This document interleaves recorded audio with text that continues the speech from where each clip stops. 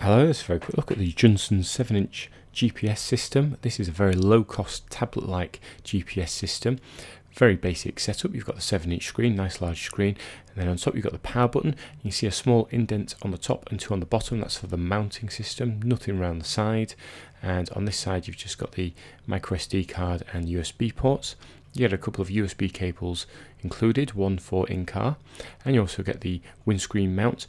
That's actually a little bit tricky to do. It's not an easy mount to take off.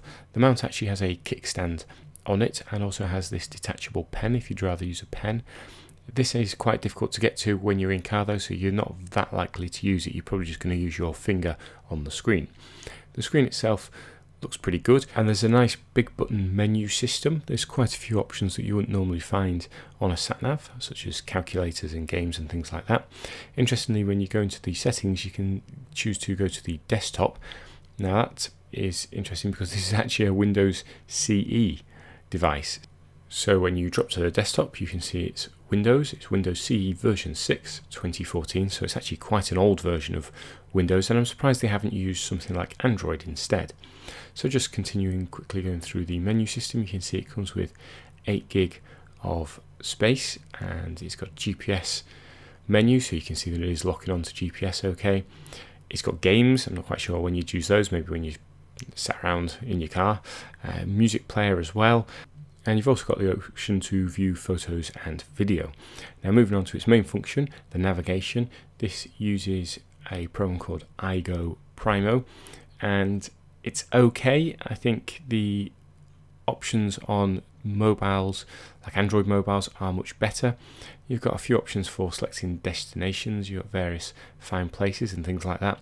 But this is really let down by the terrible navigation selection. So when you say find address, you have to select a country. I've never had to do this before. You actually have to select the country you're in first of all. You can't just go straight and type in a postcode or a street name or anything like that. You've got to select a country, then you've got to go down, put in the postcode, and it just feels like a very long-winded navigation system. When you're used to something like Google Maps or Waze or TomTom or any of the free navigation systems that you just bob in your postcode and a number and it brings it straight up, you can see this is taking absolutely ages.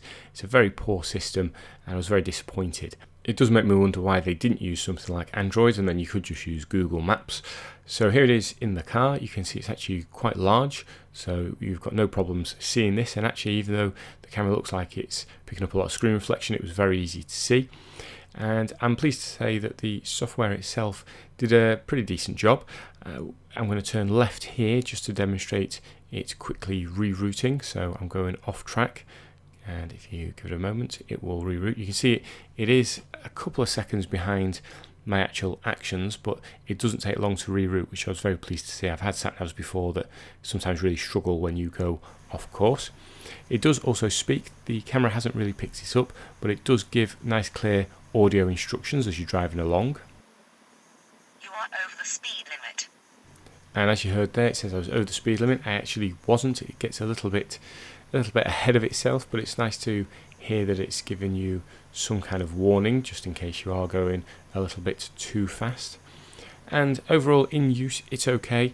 Would I swap this out for a dedicated TomTom? Probably not. Could this replace your phone in a mount? Well, I guess it could. It's a much larger screen. It does give nice clear audio instructions, but the software itself isn't as good as stuff that you can get on mobiles, and it's certainly not as good as a dedicated sat nav.